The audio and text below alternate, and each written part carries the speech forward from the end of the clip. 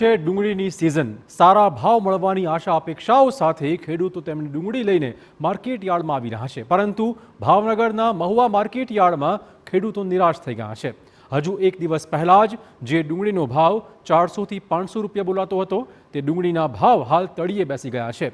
ડુંગળીનો ભાવ 250 થી 350 રૂપિયા પર પહોંચી ગયા અને ખેડૂતોમાં નારાજગીનો માહોલ જોવા મળ્યો। તેમણે એપીએમસીની ઓફિસ પહોંચીને ડુંગળીની હરાજી બંધ કરાવી હતી। ડુંગળીના ભાવ 2 દિવસ પહેલાં 400 થી 500 હતા, આજે 250 થી 300 રૂપિયા છે, એટલે ખેડૂતની નારાજગી છે।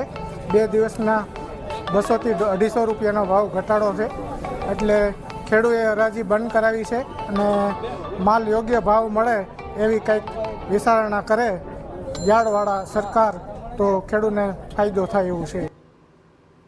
તો મહુવા માર્કેટ યાર્ડમાં 1 લાખ ગુણી લાલ ડુંગળીની આવક નોંધાઈ છે, પરંતુ હરાજી અટકતા મુશ્કેલી વધવાના એંધાણ છે। હાલ ખેડૂતો અને વેપારીઓ વચ્ચે માર્કેટ યાર્ડ દ્વારા મધ્યસ્થી કરાવવાના પ્રયત્ન ચાલુ છે।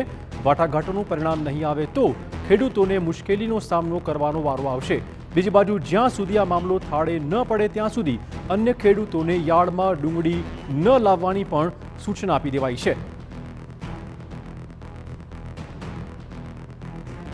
સરેરાશ 400 થી 500 ભાવ ખેડૂત ભાવને મળી રહ્યા હતા અને ઊંચામાં 600 રૂપિયા સુધીના ભાવ મળી રહ્યા હતા, પરંતુ આજ અચાનક 100 થી 150 રૂપિયાનો પ્રતિ મણ ઘટાડો આવ્યો છે અને આજના ભાવ હાલમાં 250 થી લઈને 350 400 રૂપિયા સુધી હરાજીનું વેચાણ થઈ રહ્યું હતું, પરંતુ ખેડૂત ભાઈઓને તેઓને પોષણસર ભાવ ન લાગતા તમામ ખેડૂત ભાઈઓ એકઠા થઈને હરાજી બંધ કરાવેલ છે અને હાલમાં હરાજી બંધ છે।